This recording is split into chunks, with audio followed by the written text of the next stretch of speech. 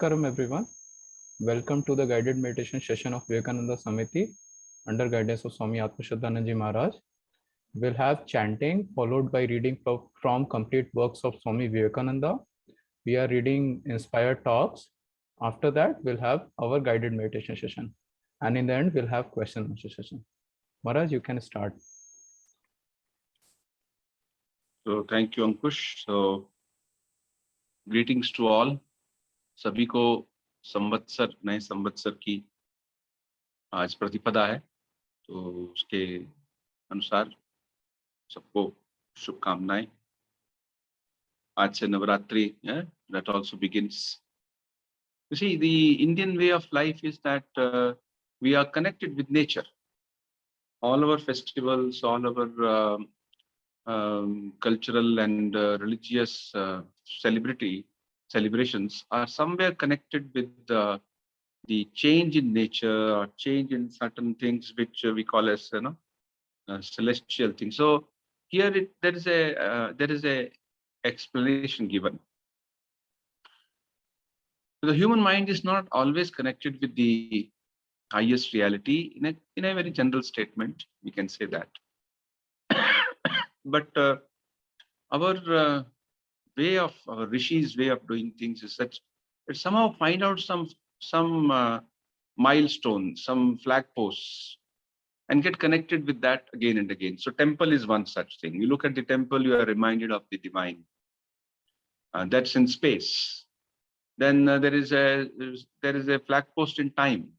Oh, Deepavali is coming, and this festival is coming, Ekadashi is coming, and some other thing. Now you have to think of God again.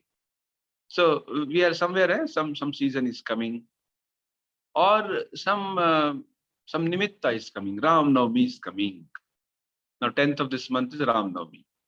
Or Krishna Janmashtami is coming. So somehow you get connected at time, space, and causation. Desha Kala Nimitta. Through space, through different designated times, and through different events. We try to connect ourselves with the subtler realities of life. That's the idea of actually celebration in our cultural tradition. So let's begin. I'll begin with the Vedic chanting.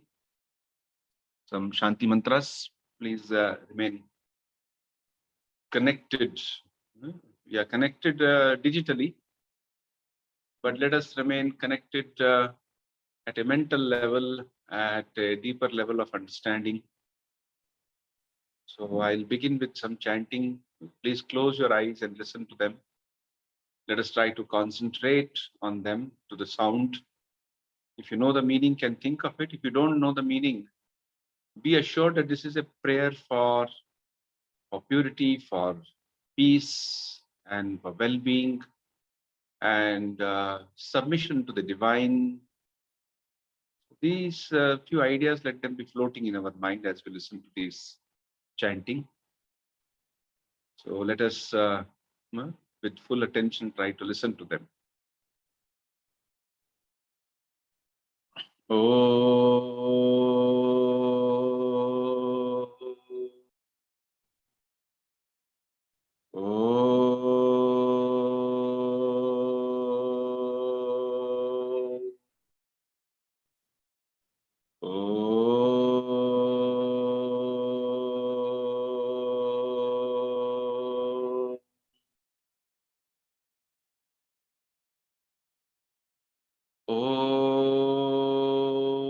Asato ma sadgamaya, tamaso ma jyotirgamaya,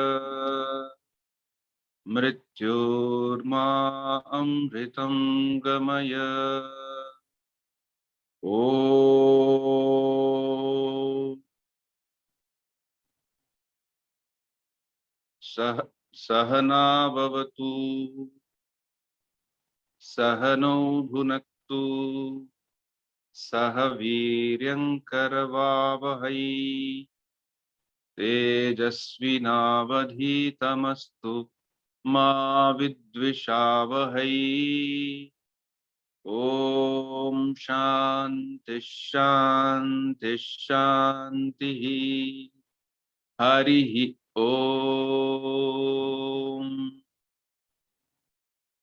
Shanno Mitrasham Varunaha. Shanno Bhavatvaryama. Shanna Indro Brihaspatihi. Shanno Vishnurukramaha. Namo Brahmane. Namaste Vayo. Tvameva Pratyaksham Brahmasi. Tvameva Pratyaksham Brahma Vadishyami. Ritam Vadishyami. Satyam Vadishyami. Tanmamavatu. Tadvaktaramavatu. Avatu mam. Avatu Vaktaram. Om Shanti Shanti Shanti. Harihi Om. Tejo Asi Tejo Mayi Tehi. Balamasi Balam Mayi Tehi. Ojo Asi Ojo Mayi Dehi. Viryamasi Viryam Mayi Dehi. Saho Asi Saho Mayi Dehi. Manyurasi Manyum Mayi Dehi. Om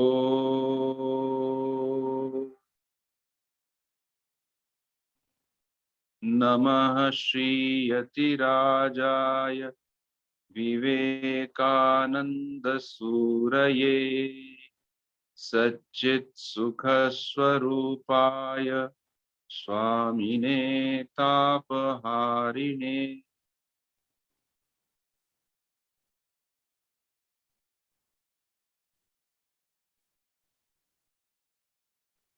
Let us begin by reading from the complete works. We read from the inspired talks.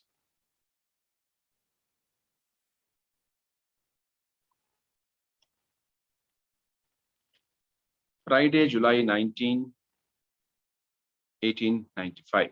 Swami Vivekananda says, as long as I say you, I have the right to speak of God protecting us. Whenever I see another, I must take all the consequences and put in the third, the ideal, which stands between us, and that is the apex of the triangle. The vapor becomes snow, then water, then Ganga. But when it is vapor, there is no Ganga, and when it is water, we think of no vapor in it. The idea of creation or change is inseparably connected with will. So long as you perceive this word in motion, we have to conceive will behind it. Physics proves the utter delusion of the senses.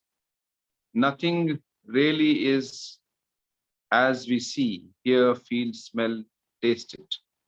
Certain vibrations producing certain results affect our senses. We know only relative truth. The Sanskrit word for truth is isness, sat. From a present standpoint, this word appears to us as will and consciousness. Personal God is as much an entity for himself as we are for ourselves, and no more. God can also be seen as a form, just as we are seen. As men, we must have a God. As God, we need none. This is why Sri Ramakrishna constantly saw the Divine Mother ever present with him, more real than any other thing around him. But in Samadhi, all went but the self. Personal God comes nearer and nearer until he melts away, and there is no more personal God and no more I. All is merged in the self.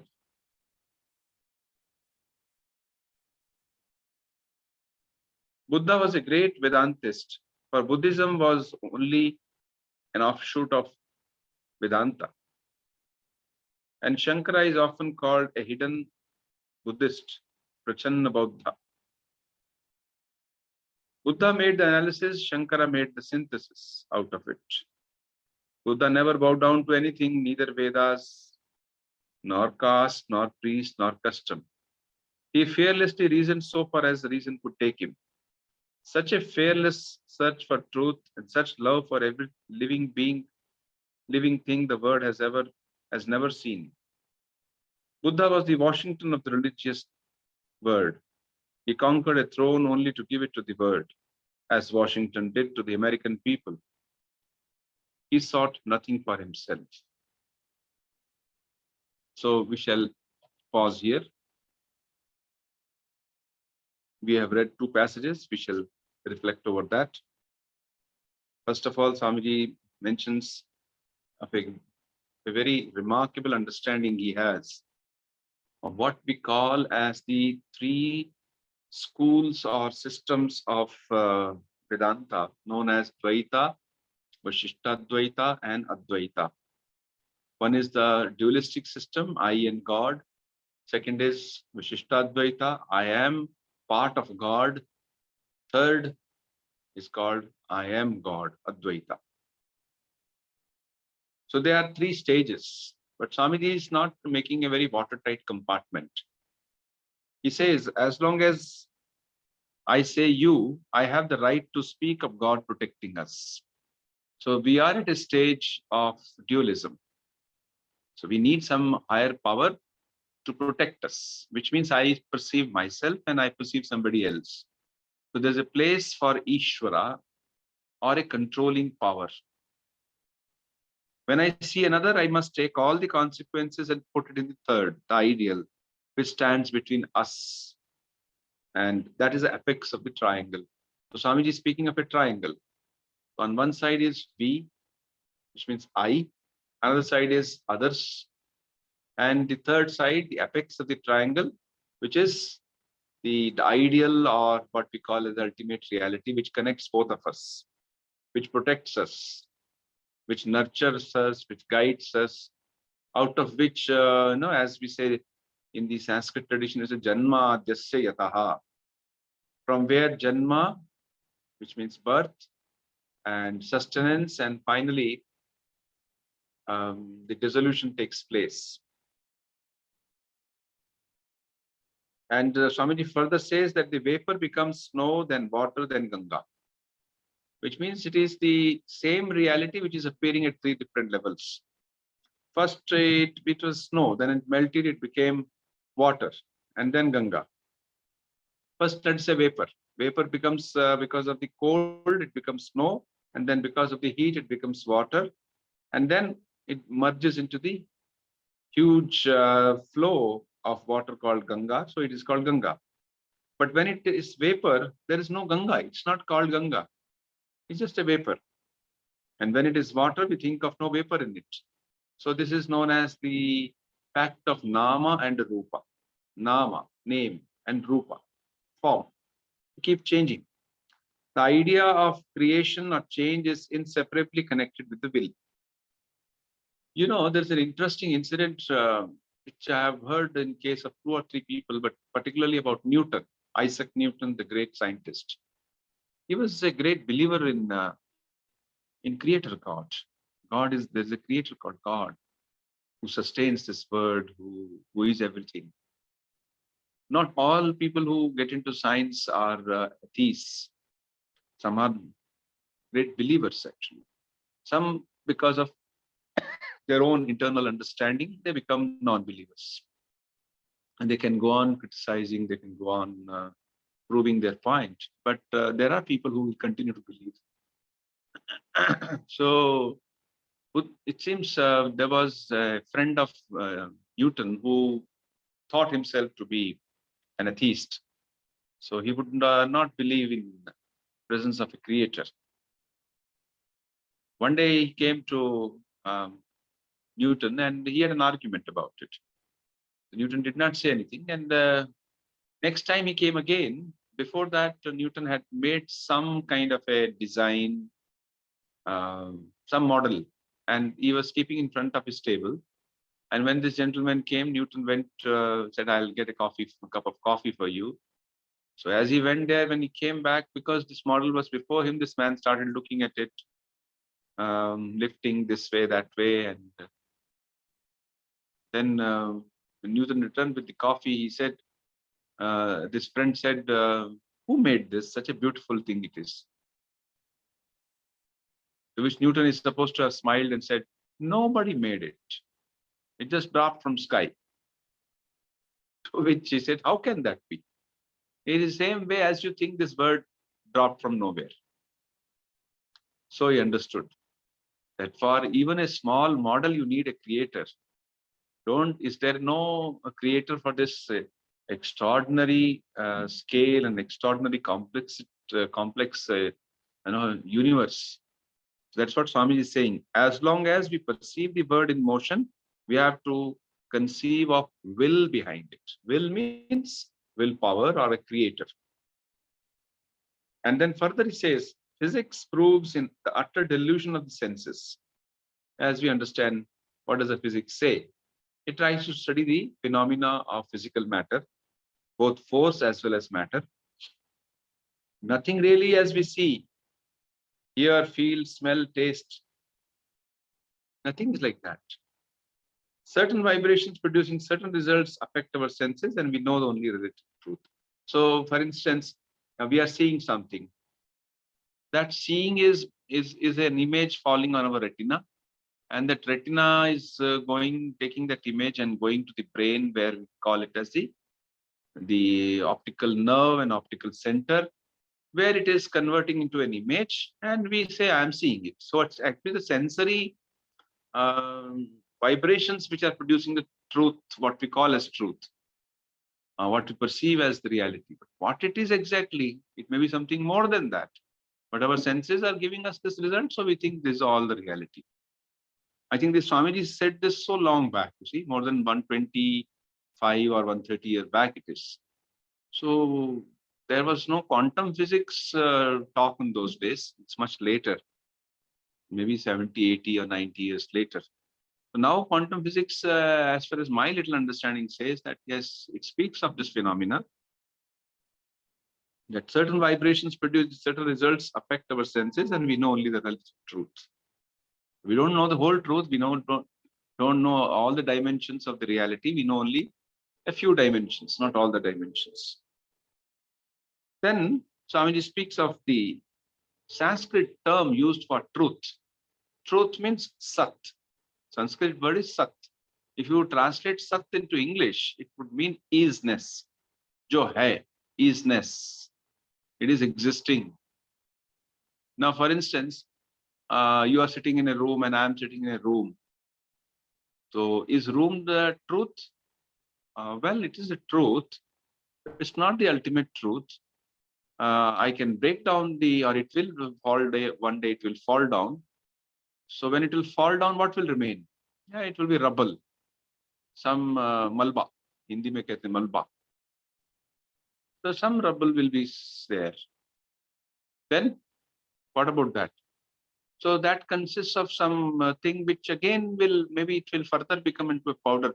But will it go away? No, it will never go away. It will keep changing nama and rupa, but it will exist. It will exist. Nama and rupa will keep changing. So the room will become a rubble. It's not that the truth has gone. So it is always. That isness is what is known as sat in Sanskrit. From our present standpoint, the word appears to as will and consciousness. Personal God is a reality. Yeah? Personal God. Personal God means God as a person. As men, we must have a God. As God, we need one. We need none. We all need a God, which means we all need of a being We are in search of a being which is ever free, unlike us. We are not free. We are constantly under the so many terms and conditions of nature. We need all the 5 elements of nature for our survival. We need water, we need air, we need sunlight. All these things are required.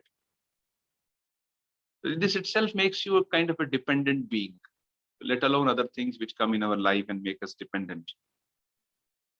So there is a being which is not dependent on this. Rather, other things depend on it. That's a conception of God, which Swamiji says in one of his lectures given in Jnana Yoga. He says, man cannot give up that idea of God, because to him, if you take God in that sense, not in a very parochial sense of he is the tribal leader or he is our king and all that. Even as a deeper concept, if you take up, what do you say? You cannot deny that God, who is the very master of nature. Think of a being which is master of the nature, who is freedom personified. You all want freedom. There's a joke about a um, Russian dog coming to India. So he was praising his country to other dogs. Nice, beautiful roads are there, this and that. Then the Indian dog asked, if your country is so beautiful, why do you come to our country? He says, because there's no freedom to bark there. In your country, you can bark as much as you wish, which means freedom is such a thing we all want. Suppose you said you'll be given everything, but no freedom. You'll be given food, you will be given cloth, you will be given a bed, you will be given a garden to move around. But no, you can't go beyond this. You will not like to have that.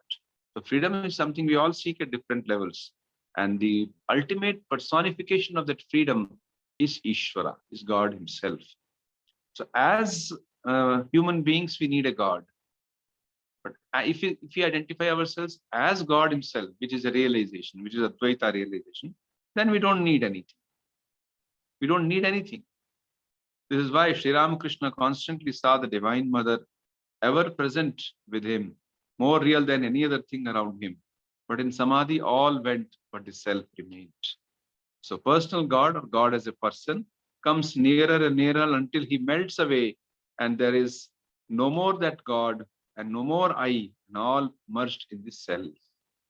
What a beautiful idea that we get merged into that being, and there is like water merging into the ocean. So water was very afraid. A drop of the water was very afraid. Oh, I'm going to merge in ocean. Don't worry, you are that ocean. You are not lose your now. You are not going to lose your individuality. Now you are not an individual. Then you will become individual. Now you are only a part, not individual. And finally, Swamiji speaks of Buddha and Shankara. He says Buddha was a great seeker of truth. He didn't believe in anything until he himself attained that. He fearlessly reasoned so far as reason could take him. And such a fearless search for truth and such love for every living thing the world has never known. What a tremendous statement it is. Love for truth and feeling for others. So Swamiji, because he was speaking to the Americans, this particular text is for the Americans. He has used a simile of Washington, George Washington. Buddha was the Washington of the religious world. He conquered a throne only to give it to the world, as Washington did to the American people. He sought nothing for himself. So he was extremely unselfish, extremely not self-centered, but he was centered in helping others. So this is our reading for today. Now let's try to control our scattered thoughts and try to meditate. So I request everyone to now mentally and physically prepare yourself. Let us close our eyes. Let us try to gather in our mind. We have just heard from very deep thoughts, very fine thinking. So let that fine thinking make us mind calm and quiet.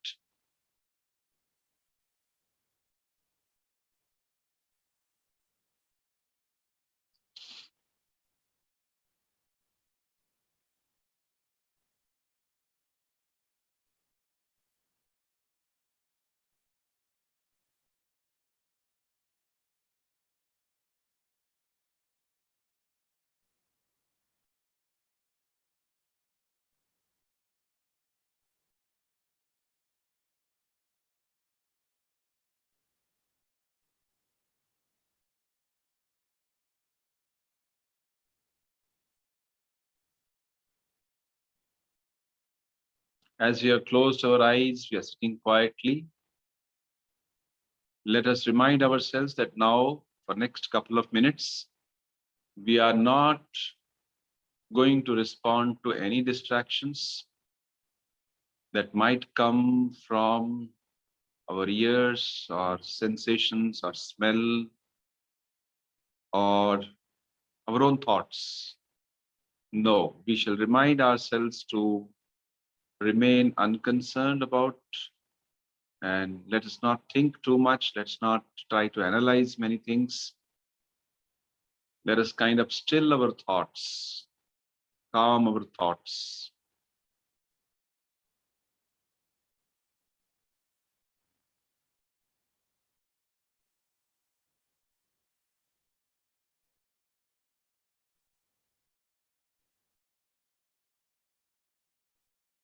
With closed eyes, calmly we are sitting. Keep your neck straight, your head straight, your spine straight. Don't be slouching, don't go back and unless you have some back pain issue, sit straight. But don't try to overstretch. Keep your spine straight without bending it inside or outside. Keep it straight.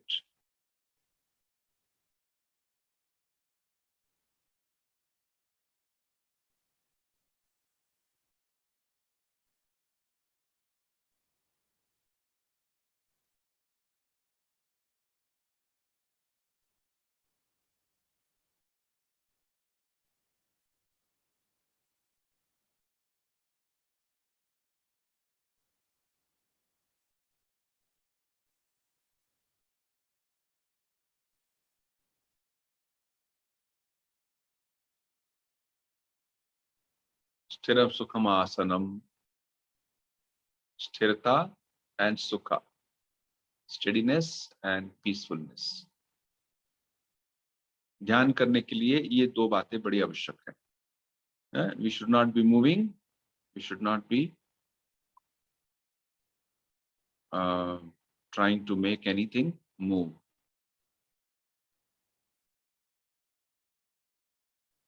Sit comfortably. Think that your mind is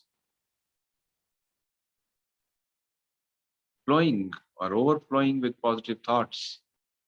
There is no frustration in it. Whatever may be in our life, let's right now think of that there is no frustration in the mind, no fear, no jealousy, no regrets. We are full of hope, full of joy, full of fullness of the divinity present in us. At the physical level, there is always a sense of lack, abhava pratyaya. Something we lack, it gets fulfilled, again it becomes out. That's why newer and newer desires keep taking birth.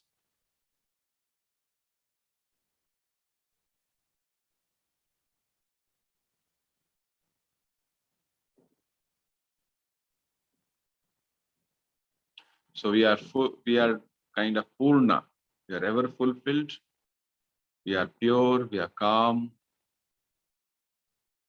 Let us give this kind of self-suggestions, which is our reality, the reality of our being, in the deepest sense.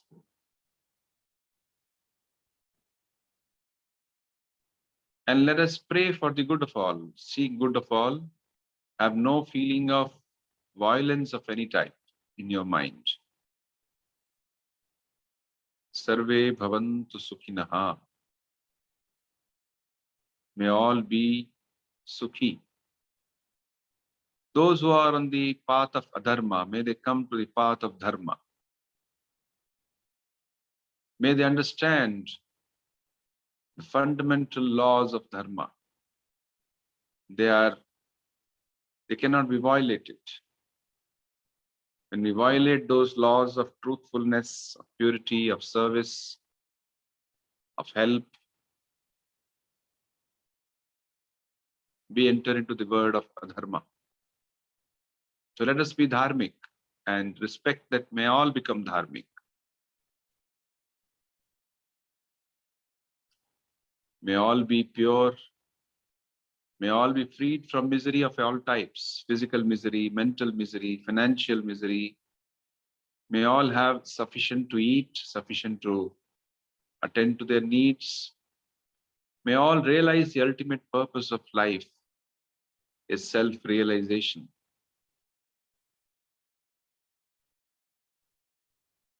All the achievements and accomplishments in this world are ultimately, in a way, temporary. Though we contribute to society in various ways, ultimately, it is our own fulfillment which really matters. Are we fulfilled?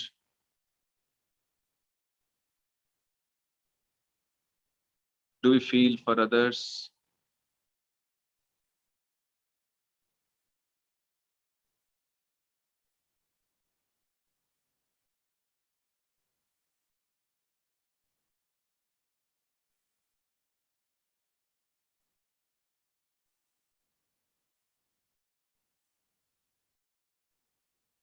Let us feel we are strong and pure and bow down to all forms of God, various ways in which human beings worship the divine, and to all great teachers of spirituality, of meditation. May their blessings be upon us.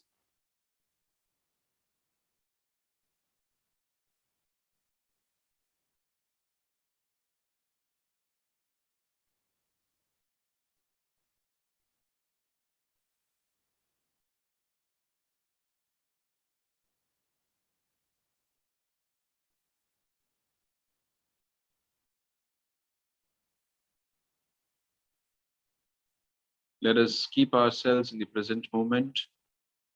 Think of your body. Think of the various limbs of your body. Feel you're healthy and strong.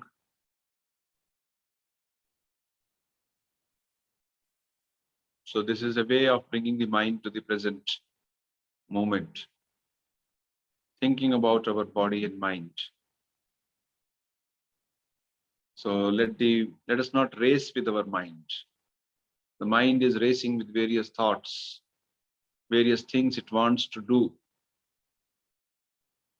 or it did, keeps mulling. That's the nature of the mind. But we can bring transformation in our mind. We can slowly bring in change.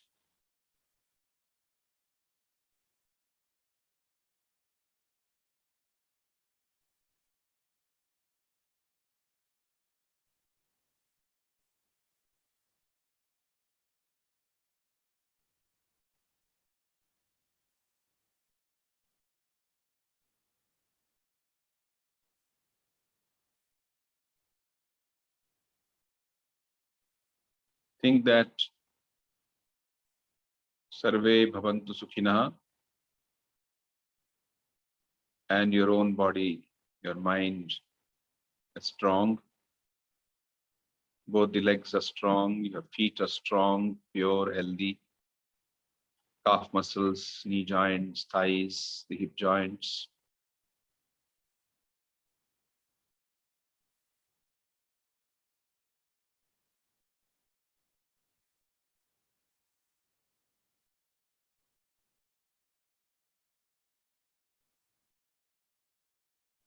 The shoulders, chest. Think of the lungs. Visualize your lungs, how we are constantly filling in air and releasing it through the lungs. Try to feel it.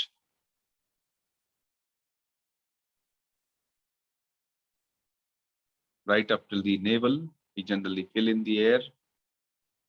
Right way of breathing.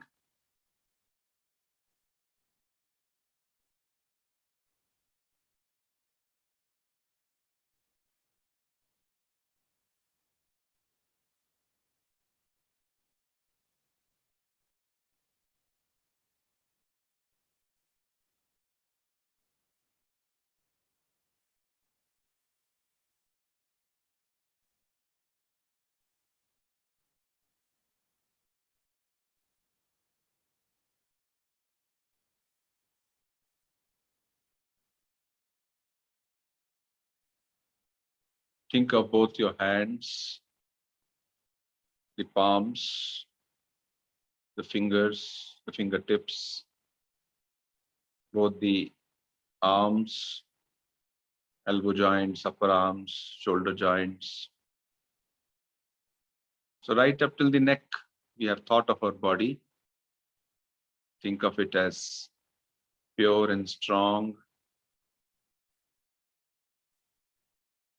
Now we go to the Uttamanga, the head portion.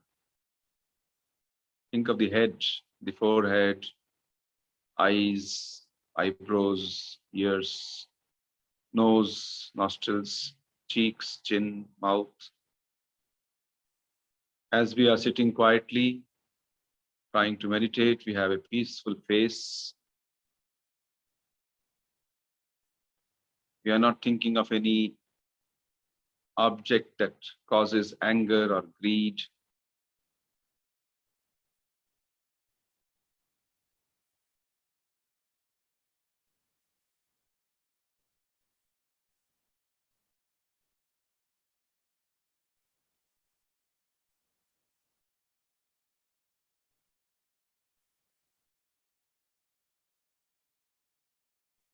So we are at peace. Think of your internal energy, your prana shakti, the vital energy is connected with God. This power comes from God. Prana comes from God. So that's how we are breathing in and breathing out, which is the flywheel. Flywheel makes the whole machine start working. So it is the breathing which is the flywheel. So breathing is happening and all the complex processes in our body are happening. The digestive system, the circulatory system, the breathing system, the excretory system, all things, our nervous system. We are healthy, strong because of this prana shakti. Think of your breathing as representative of the prana shakti.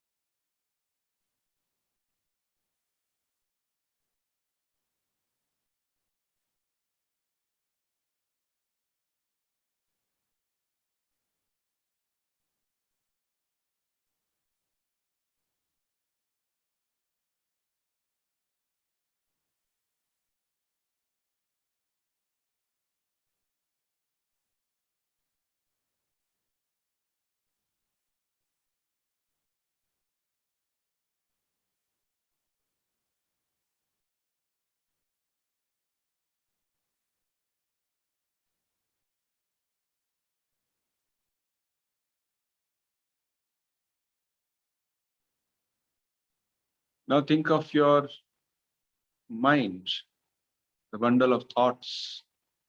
Constantly, new thoughts are coming. The mind is drifting from various thoughts to another thought. Think of your mental self. The mind is restless because of the desires it has. It has numerous desires, then it has, from those desires, it has developed anger, frustration, jealousy, or lack of something, or greed about something. Feel that you are free from desires. You're watching your mind. The mind which has, like the traffic on a busy road, it has numerous thoughts going up and down. Just observe them. Do not react to them. Learn not to react. Don't ask question at this moment. Just stand apart like a unconcerned onlooker.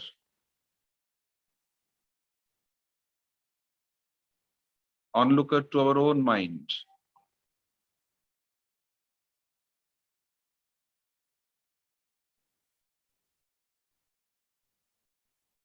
As we develop this Sakshi Bhava, this witness attitude, it surely has a very positive effect on the mind, on the body as well.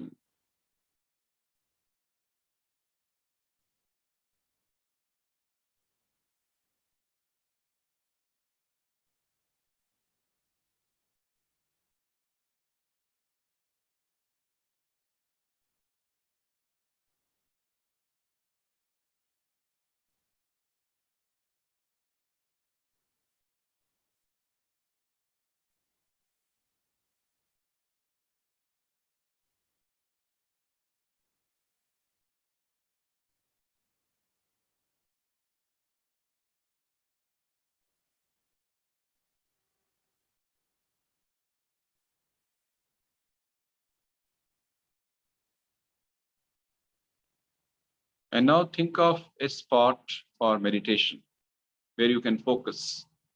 So let's think of a divine object. It's called the Ishtadevata meditation. A meditation on a god, a form of god that you like, you feel devoted to, you feel his presence or her presence. It could be a Devi, it could be any Devata or Avatar Purusha, it could be Sri Rama, Sri Krishna, Shiva. But choose one and stay put to that. Don't make any change in that. Or think of a non-human form like the flame of a burning candle as full of divine. So these kind of visualizations are actually very authentic. They are from the scriptures, the Hindu scriptures. Through these visualizations, we can learn to calm the mind, and that calm, that stability, inner stability will come. Think of it as full of holiness and purity and unconditional joy, ananda. We'll chant Om once and then we'll try to meditate for a few minutes. Om.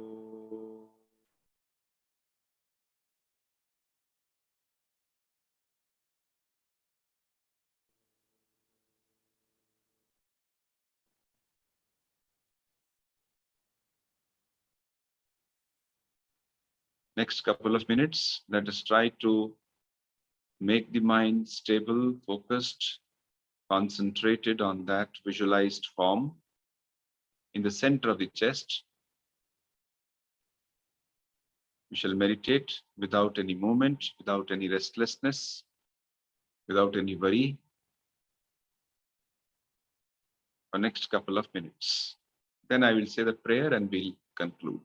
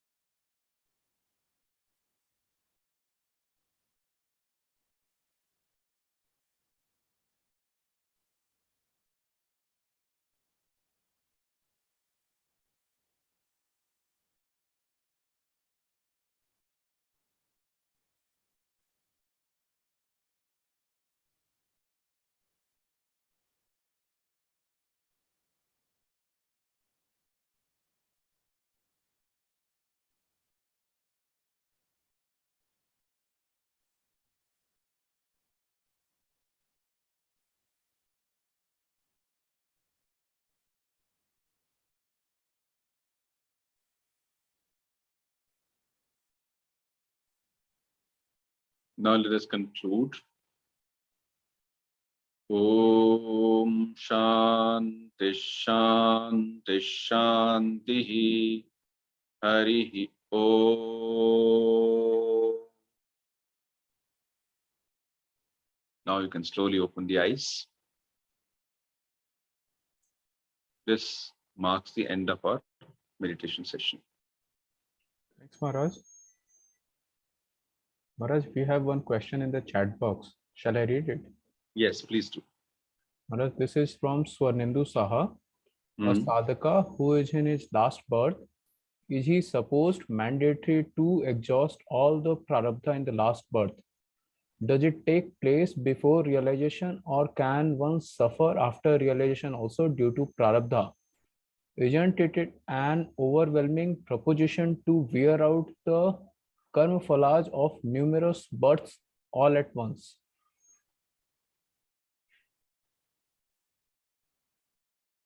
So if it is his last birth, if a person is, everyone is a seeker. Those who are not spiritual seekers, they are also seekers. They are seeking eternity or unconditional happiness in worldly things. So through that, they think they will attain it, which they don't. So they keep traveling from one birth to another birth, and also keep accumulating karma, which manifests as either suffering, or in the Yoga Sutras it says the age, the number of years that you get, and the number of the type of body and mind that you get, and other few things are all determined by these karmas. So if a person has freed himself from his desires, he has attained that internal moksha, so to say. So that's one thing. But then the past karmas are like the effect on a wheel. Say you have started the wheel, you have also attained that stage of freedom because of your grace of God or your inner purity. But the impact of the earlier push given to the wheel will be there until the that effect is gone. Which means, in simple our day-to-day experience, it means our body will exist, but its karma will be there.